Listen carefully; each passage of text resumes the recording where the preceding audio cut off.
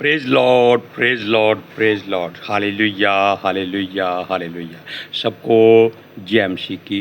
परमेश्वर, हमारा परमेश्वर जो सबका परमेश्वर है, वो अपने लोगों को अपने नियम और अपनी व्यवस्था सिखाता है। हालेलुया। और हमें ये चाहिए कि हम उसकी व्यवस्था को हमेशा अपने हृदय में भर के रखें और उसकी सच्चाई को जानते रहें। हालेलुया। अब हम मिलकर प्रार्थना करते हैं। हे पिता परमेश्वर, खुदावंद खुदा, हम आपका धन्यवाद करते हैं। आपने एक दिन और जीने के लिए दिया खुदावंद, ताकि तेरे वचनों को पढ़ा जाए, तेरी बुद्धि से अच्छी बातें सीखी जाएं, ताकि तेरे जलाल में हम बने रहें। हे प्रभु, हे परमेश्वर, हे खुदावंद खुदा, बरकत दे और एक एक वचन, एक एक व्यवस्था, अपनी एक एक नीति वचन और अपने भजन हमारे हृदयों में भर मेरे प्रभु। हम आपका धन्यवाद करते हैं और हमें आपने हर रोज़ की तरह अपने अभिषेक से भरा है, अपने अभिषेक के तेल से हमको भरपूर किया है। हम प्रार्थना करते हैं कि पितर आत्मा जी, हर रोज़ की तरह जो वचन हमको बोलना है, वो उसके लिए हम आपकी सहायता मांगते हैं और हम चाहते हैं कि आप हमारा मुंह बन के उन वचनों को बोलिए, ताकि पिता परमेश्वर की महिमा ज़्यादा से ज़्यादा हो सके खुदावंद खुदा, और लोग उसकी सच्चाई को जाने और उसके हुक्मों को माने, उसकी आज्ञाओं को पूरा करें। मेरी विनती, मेरी प्रार्थना यीशु मसीह के जलाली कदूस जीवित और पवित्र नाम में मांगते हैं। सुनो और कबूल करो, आमीन। अब आप मेरी बात जरा सुनिए ध्यान से, क्योंकि आज का वचन भजन संहिता 78 में चंद बातें हैं। वैसे अगर आप चाहें तो आप पुराने नियम की सारी गहरी बातें इन 77 और 78 में पढ़ सकते हैं। जो इजरायलियों का जीवन था, जैसा परमेश्वर के साथ उनका व्यवहार था, जैसा परमेश्वर उनको अपनी व्यवस्था सिखाता था, ये सब बातें आप इसमें जान सकते हैं। हालेलुया। अब हम आपको पहला वचन पढ़कर सुनाते हैं। कहता है, हे मेरे लोगों, मेरी शिक्षा सुनो। देखो, पहली लाइन में परमेश्वर ने आपको कितनी अच्छी बात कही है कि हे मेरे लोगों, मेरी शिक्षा सुनो। और परमेश्वर की शिक्षा जो पा लेता है, उसके सिवाय संसार में कोई और अक्लमंद नहीं हो सकता। हालेलुया। वो कहता है, मेरे वचनों की ओर कान लगाओ। अब जो वचन परमेश्वर कहता है, उसको कहने की ज़रूरत नहीं पड़ती है, क्योंकि उसका हर वचन उसके पवित्र शास्त्र में लिखा हुआ है, जो आपको मिल सकता है। आप हर बात का उत्तर जान सकते हैं, बल्कि सृष्टि की हर बात के बारे में आप इस पुस्तक में जान सकते हैं। हालेलुया। सुनिए, मैं अपना मुंह नीति वचन कहने के लिए खोलूंगा, मैं प्राचीन काल की गुप्त बातें कहूंगा। अब आपको परमेश्वर आपकी नीति सिखाना चाहता है, जो उसकी ओर से आपके हृदय में डाली गई है। अब आप जान लीजिए कि वो नीति वचन आपको इसलिए कहता है कि उसमें जीवन की ऐसी बातें हैं जो शायद आपको संसार की और किसी पुस्तक में या ग्रंथ में नहीं मिल सकती, और वो आपको केवल पवित्र शास्त्र में ही मिल सकती हैं, जो परमेश्वर ने अपने प्रिय दास और प्यारे राजा सुलेमान के द्वारा लिखाई है। हालेलुया। अब सुनिए तीसरा, वो कहता है, नहीं दूसरा, मैं अपना मुंह नीति वचन कहने के लिए खोलूंगा, मैं प्राचीन काल की गुप्त बातें कहूंगा। अब प्राचीन काल की बातें संसार जो करता है वो किसी काम की नहीं है, क्योंकि उनमें कोई सिर पैर नहीं होता। प्राचीन काल की बातें वो होती हैं जो परमेश्वर अपने बच्चों के हित के लिए करता है, और उनको बताता है कि आपके पुरखाओं ने ये किया और उनको ये दंड मिला। हालेलुया। और आपके पुरखाओं ने परमेश्वर का हुक्म नहीं माना तो उनको ये सज़ा मिली। यानी कि इसलिए कहता है ताकि आप लोग अपने पुरखाओं का दंड अपने ऊपर ना लें। हालेलुया। और अगर परमेश्वर चाहे तो आपको वो क्षमा कर सकता है। वो कह सकता है कि परमेश्वर का जो हुक्म उन्होंने नहीं माना, कोई बात नहीं, आप ऐसी बात मत करना। हालेलुया।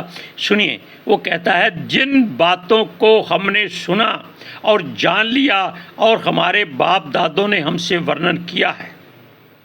अब इजरायली क्या सोचते हैं कि उनको उनके पुरखाओं ने, अब तो जो पवित्र शास्त्र पढ़ता है, बपतिस्मा लेता है, प्रभु यीशु मसीह पर विश्वास करता है, यहोवा पर भरोसा करता है और पवित्र आत्मा जी की हजूरी में जीवन जीता है, वो ये वचन कह सकता है कि हमने जिन बातों को सुना और जान लिया और हमारे बाप दादों ने हमसे वर्णन किया, यानी कि जो कुछ आपको चाहिए उनके मुख से सुनने की बजाय आप इस पवित्र शास्त्र में पढ़कर देखिए, आपको वो सारी बातें मिल जाएगी। हालेलुया। सुलेमान जो नीति वचन लिखता था, वो खुद भी उस पर चलने की कोशिश करता तो शायद आज वो भी दाऊद की तरह उसी के नाम से ज़्यादा प्रसिद्ध होता। लेकिन वो अपने इन भजनों और नीति वचनों और अपने जो उपदेशक की पोथी के मानित बातें कही गई हैं, उनके द्वारा वो जाना जाता है। हालेलुया। अब सुनिए, उन्हें हम उनकी संतान से गुप्त ना रखेंगे, परंतु होनहार पीढ़ी के लोगों से यहोवा का गुण अनुवाद और उसकी समर्थ और आश्चर्य कर्मों का वर्णन करेंगे। अब आप देख लीजिए, उसने साफ जाहिर कर दिया है कि जो परमेश्वर की गुप्त बातें हैं, गुप्त रहस्य हैं, शिक्षा की बातें हैं, नीति वचन की बातें हैं, वो कहता है आप या हम अपने या दूसरों की संतानों से छुपाएंगे नहीं। क्यों नहीं छुपाएंगे? अगर छुपाएंगे तो वो कैसे जानेंगे हमारे पुरखों ने अच्छे काम किए हैं या गलत काम किए हैं, परमेश्वर का हुक्म माना है या नहीं माना है, उसके मार्गों पर चले हैं या नहीं चले हैं, या परमेश्वर ने इनको हर तरह से आज़ादी दी थी और हर एक सहूलत दी थी, किसी बात की घटी और कमी उसने नहीं होने दी। इसलिए इन बातों को वो होनहार पीढ़ी के लोगों से, यानी कि होनहार पीढ़ी कौन है? आज के जो मसीह समाज में समाज सेवक हैं, मसीह समाज के समाज सेवक, जिनको आप पास्टर कहते हैं, रेवनर कहते हैं, एवेंजलिस्ट कहते हैं, चरवाहे कहते हैं, या अपने गुरु या टीचर कहते हैं, ये लोग अगर आपको पूरी सच्चाई बताएं ताकि यहोवा का गुण अनुवाद और उसकी समर्थ और आश्चर्य कर्मों का वर्णन मिले, तो शायद बहुत लोग डर जाएंगे, क्योंकि हमारा परमेश्वर भय योग्य परमेश्वर है, जलन रखने वाला परमेश्वर है, बल्कि जल उठने वाला परमेश्वर है। हालेलुया। इसलिए उसकी किसी बात से हम इनकार नहीं कर सकते और उसको अपने लोगों में बता के ही दम लेना है। इसलिए परमेश्वर चाहता है कि उसके लोग, जो भी होनहार पीढ़ी है, वो अपने परमेश्वर के नाम से हर बात को आने वाली पीढ़ियों को बताएं, सच्चाई बताएं, केवल कानों की खुजली ना मिटाएं। अगर बुराई है तो उसको खोल कर बताएं, क्योंकि पवित्र शास्त्र संसार की ऐसी किताब है जिसमें परमेश्वर ने किसी बात को छुपाया नहीं है। अगर बाप बेटी का रिश्ता गलत हुआ है तो वो भी उसने पुस्तक में लिखाया है। आप इसको लूत की पुस्तक में पढ़ सकते हैं। अगर उसने भाइयों में आपसी बैर लिखाया है तो वो भी उसने किसी बात को छुपाया नहीं है। अगर राजाओं ने बुरे काम किए हैं और दंड भोगा है तो भी परमेश्वर ने उन बातों को सब लोगों के सामने बिल्कुल एक एक शब्द बोलकर कह दिया है। ताकि आने वाली पीढ़ी ये ना कहे कि हमको केवल अच्छाई अच्छाई बताते जा रहे हैं, उनकी बुराई क्या थी जिनसे हम शिक्षा ले सकें, सबक सीख सकें, वो क्यों नहीं बताए गए। हालेलुया।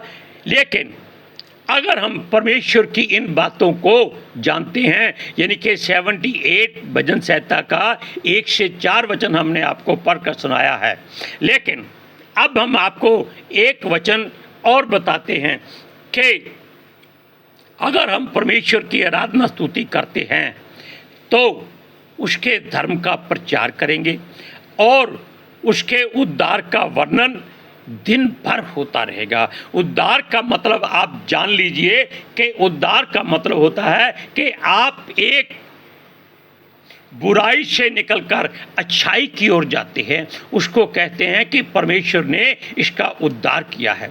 अब ये मत कहिए कि उसने इसको गरीबी से अमीर बना दिया, वो कभी ऐसे नहीं करता। वो गरीबी में भी अपने बच्चों को, अपने दासों को धनी बनाता है।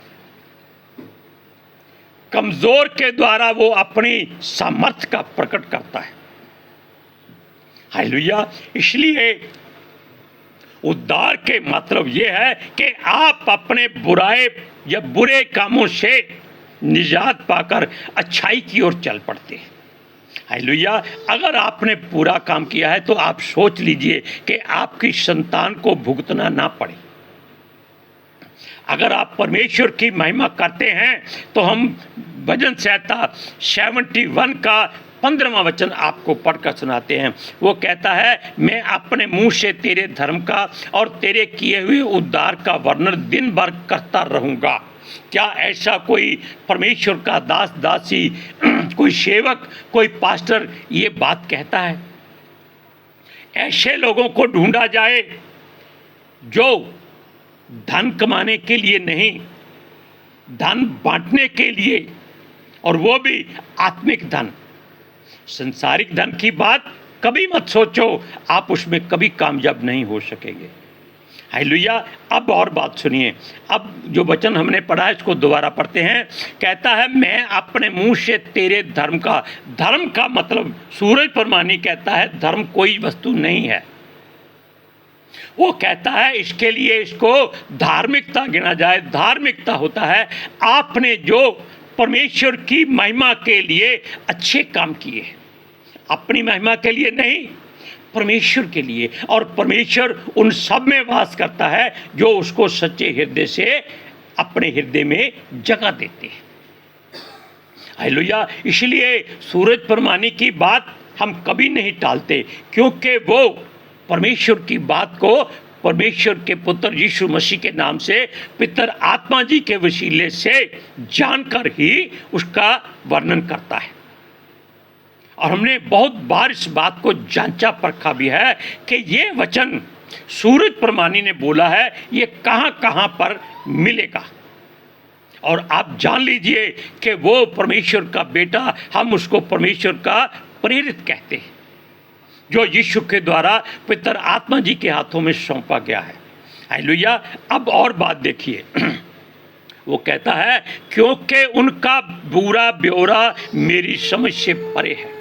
बेशक आप पूरा पवित्र शास्त्र को, वचन वचन को, कौमा बिंदी को अपने हृदय में रटकर भर लें, उसका गुण और अनुवाद करना भी आप सीख लें, तो भी आप इसके किसी भी वचन का पूरा ब्यौरा नहीं जान सकते। हमने कई बार इस बात में आपसे जिक्र किया है कि सुनिए, अगर परमेश्वर का एक वचन मान लीजिए वो कहता है, ए परिश्रम करने वालों, बोझ तले दबे लोगों, मेरे पास आओ, मैं तुम्हें विश्राम दूंगा। अब आप वो बोझ कैसा समझते हैं? क्या गरीबी का बोझ है? क्या शारीरिक थकावट का बोझ है? क्या सोच का बोझ है? या चिंताओं का बोझ है? या अपने घर गृहस्थी का बोझ है? जीवन साथी का बोझ है? या कलीसिया का बोझ है? या अपने पास्टर की किसी ऐसी बात का बोझ है जो वो किसी को नहीं बताता? या आप ऐसी बात कह लीजिए कि आपको संसार परमेश्वर की निगाह में बुरा लगता है, लेकिन आपके हृदय को अच्छा लगता है और आपके मन पर बोझ पड़ जाता है। इसलिए इस वचन का जो प्रचार है, अगर संसार के करोड़ों पास्टर भी करें तो भी हर एक के प्रचार में अलग दृष्टांत होगा। इसलिए वो वचन में क्या कहता है, क्योंकि उनका पूरा ब्यौरा मेरी समझ से परे है। आप जितने मर्जी वचनों को पढ़कर, जांचकर, परखकर, सोचकर अगर अपने दिमाग से जानकर प्रचार करते हैं तो सोच लीजिए आपके प्रचार में कहीं ना कहीं कमी आ जाएगी। हालेलुया। अभी हमने आपको सुलेमान के बारे में कहा। अच्छा, लेकिन सूरज परमानी की बात हमें याद आती है। उसने कहा, क्या कहा? उसने कहा कि राजा सुलेमान केवल परमेश्वर से वो उद्धार पाया, वो वरदान पाया, वो आशीष पाया हुआ मनुष्य था जो पूरे पवित्र शास्त्र में कोई नहीं है। लेकिन वो अपने जीवन में केवल एक बार परमेश्वर के भवन में गया। कब? जब उसका भवन बन गया। हालेलुया। और उसके भवन बनाने के बाद उसने वहाँ इतने मेल बलि और होम बलि चढ़ाए कि परमेश्वर उस पर प्रसन्न हो गया। बेशक परमेश्वर जानता था कि आज के बाद ये कभी मेरे भवन में नहीं आएगा। अब आप सोचिए कि क्या वो बुरा मनुष्य था या अच्छा मनुष्य था? बुरा क्यों था? क्योंकि उसने केवल भोग विलास में अपना जीवन बर्बाद कर दिया। अच्छा मनुष्य क्यों था? क्योंकि उसने पवित्र शास्त्र में ऐसी जगह पाई है जो किसी और लिखारी के हिस्से में नहीं आई है। नीति वचन परमेश्वर की ऐसी बातें हैं जो मनुष्य के जीवन में उथल पुथल कर देती हैं, बदलाव कर देती हैं। यानी कि आप सोच लीजिए कि अगर आप समुद्र को कह देते हैं कि समुद्र रास्ता छोड़ दे, मैं तुझे परमेश्वर की ओर से हुक्म देता हूं। अगर परमेश्वर आप में काम करेगा तो समुद्र आपका हुक्म मानेगा। हालेलुया। अगर परमेश्वर आपका हुक्म सुन लेता है कि हाँ भाई मेरे बच्चे ने ये हुक्म दिया है, समुद्र से कहेगा हट जा भाई, इसका रास्ता छोड़ दे। और वो आप जान सकते हैं कि इजरायलियों ने रास्ता नहीं जाना था, लेकिन परमेश्वर ने मूसा से कहा कि क्यों प्रार्थना करता है, लाठी उठा समुद्र में मार, ये दो भाग हो जाएगा और तुम सब के सब पैदल पार हो जाओगे। और ऐसा ही हुआ, क्योंकि परमेश्वर ने मूसा के हृदय को जांचा हुआ था और उसमें वो काम करता था। इसलिए जब मूसा ने लाठी उठाई और समुद्र के बीच में मारी तो परमेश्वर ने पूरा चलाकर, यानी कि पूर्वी हवा चलाकर समुद्र को दो भाग कर दिया।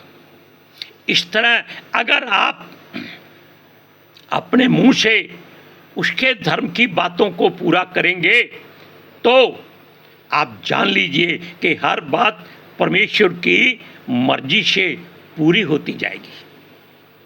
हम इसलिए सूरज परमानी की बात ज़्यादा करते हैं क्योंकि उसके वचनों में वो सच्चाई होती है जो हम सोच नहीं सकते।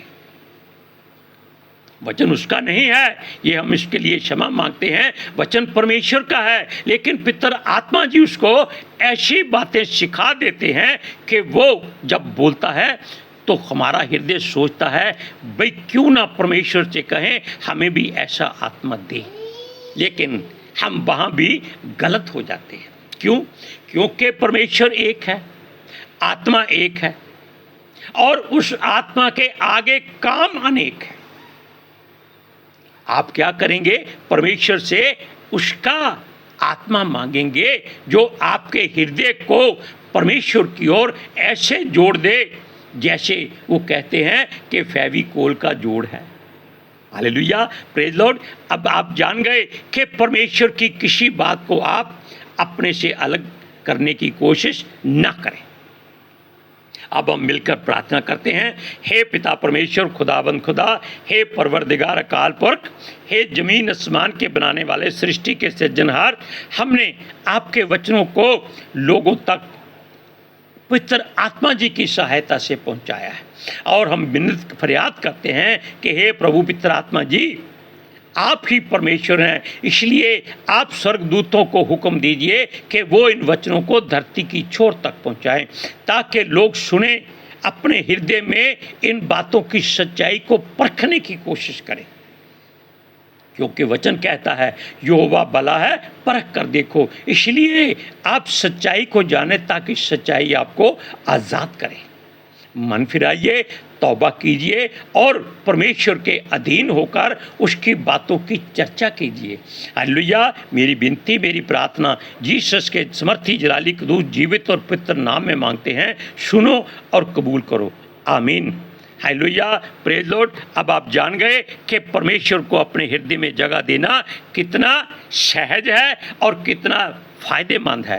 हालेलुया। सबको जय मसीह की।